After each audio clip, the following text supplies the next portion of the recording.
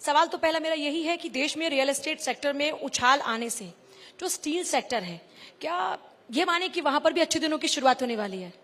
जी बिल्कुल, मेरा मानना यही है कि जो रियल एस्टेट सेक्टर में जो उछाल देखा जा रहा है वो हमारे जो प्राइम मिनिस्टर हैं उनका विजन है कि ये इकोनॉमी 5 ट्रिलियन इकोनॉमी का विजन वो देख रहे हैं, जिसकी जो कि सबसे इम्पोर्टेंट पार्ट इसमें इंडस्ट्री का भी रहता है। अगर इंडस्ट्री बढ़ती है या एम्प्लॉयमेंट बढ़ती है और प्रोडक्शन बढ़ती है, उससे डेफिनेटली ये जो चीज़ें हैं ये इकोनॉमी को बढ़ाने में ये बिल्कुल आगे बढ़ाते हैं। और इसी तरह से जो रियल एस्टेट में हम लोग देख रहे हैं कि जो उछाल आ रहे हैं, ये इसी का एक नतीजा है। जो इंडिया बढ़ रहा है, जो विजन ऑफ न्यू इंडिया हम लोग देख रहे हैं, जो आगे ये समिट का जो महत्व हम लोग जान रहे हैं कि आगे क्या रहने वाला है मार्केट, तो बिल्कुल ये डेवलपिंग कंट्री से एक डेवलप्ड कंट्री होने में ये बिल्कुल एक इंडस्ट्री का बहुत बड़ा इसमें रहता है।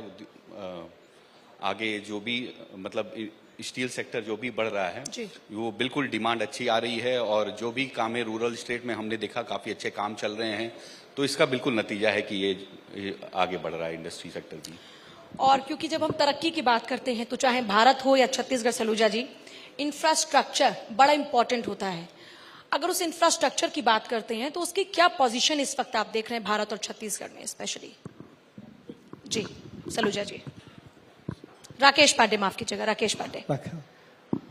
रियल एस्टेट सेक्टर एक ऐसा सेक्टर है जो बेसिक नीड पूरी करता है।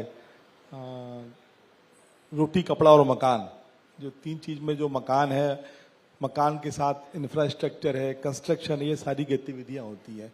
तो हिंदुस्तान में अगर इस तरह के कोई भी कंस्ट्रक्शन एक्टिविटी होती है, कमर्शियल डेवलपमेंट, रोड का डेवलपमेंट, ब्रिज का डेवलपमेंट, इंफ्रास्ट्रक्चर, वो सभी कंट्री के डेवलपमेंट के लिए काम आता है। और जो भी इंफ्रास्ट्रक्चर जो बनता है और जो कंस्ट्रक्शन एक्टिविटी होती है वो हर समय के लिए आने वाले 30 साल 50 साल, शायद मकान या कमर्शियल बिल्डिंग की लाइफ 30 साल 50 साल रहती है, लेकिन जब इंफ्रास्ट्रक्चर वो तो सैकड़ों सालों के लिए बन जाता है। आज भी जो हम जिन रोडों से गुजरते हैं पूरे हिंदुस्तान में, उन रोडों की हिस्ट्री देखें तो शायद वो 50 साल, 100 साल, 200 साल, 300 साल पुरानी सड़कें भी हैं।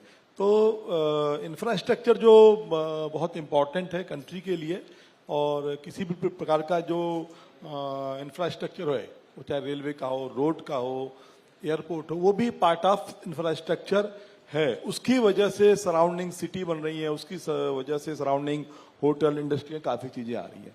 तो ये बहुत इंपॉर्टेंट है। और जैसे जैसे हम कंस्ट्रक्शन हमारे हिंदुस्तान में बढ़ता रहेगा, लोगों की बेसिक नीड पूरी होंगी, मकान पूरे होंगे। बेसिकली मैं रियल एस्टेट में बिल्डिंग इंडस्ट्री से हूँ, तो बिल्डिंग इंडस्ट्री में जो भी आदमी एक प्रॉपर्टी परचेज करता है वो एक लॉन्ग टर्म के लिए लेता है। अगली उसकी प्रॉपर्टी तीसरी जनरेशन, चौथी जनरेशन भी यूज करती है।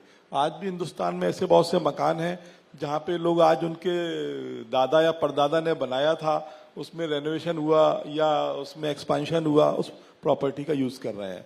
तो इन सब का बड़ा महत्व है पूरे हिंदुस्तान। Well said. मतलब डेवलपमेंट के लिए इंफ्रास्ट्रक्चर एकदम मस्ट है।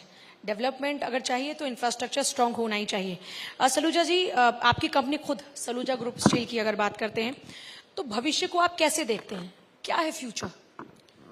देखिए, फ्यूचर के लिए जो चीज़ें ज़रूरी हैं, जो इंडस्ट्री की फ्यूचर की अगर हम बात करते हैं, हमारी इंडस्ट्री तकरीबन आज हम लोग 50 सालों से इसमें काम कर रहे हैं, और जो हम अभी जिस तरह का न्यू इंडिया हम लोग डेवलप होते हुए देख रहे हैं, इसमें आगे आने वाला फ्यूचर अगर हम लोग और बेहतर चाहते हैं तो इसमें एक बहुत इम्पॉर्टेंट चीज़ रहती है एजुकेशन सेक्टर की, जो कि हमारा हमने पैरेलली एजुकेशन सेक्टर को भी हमने वहाँ पे स्कूल वगैरह हमने खोला। हमारा बीएड कॉलेज भी है, हमारा सलूजा गोल्ड इंटरनेशनल स्कूल, वहाँ पे प्राइमरी स्कूल है, अप टू 12th हम लोग कराते हैं। उसके बाद कॉलेज हैं, अभी हमने फार्मास्यूटिकल कॉलेज, डी फार्मा का हमने कॉलेज किया है।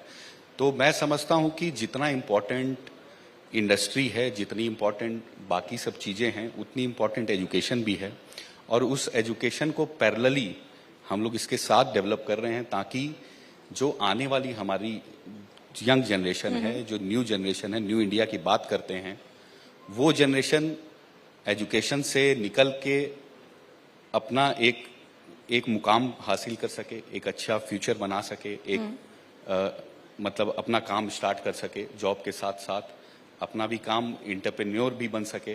तो वो सब चीज़ों की भी आगे अगर फ्यूचर की बात करें तो वो सब चीज़ें भी काफ़ी ज़रूरी हैं।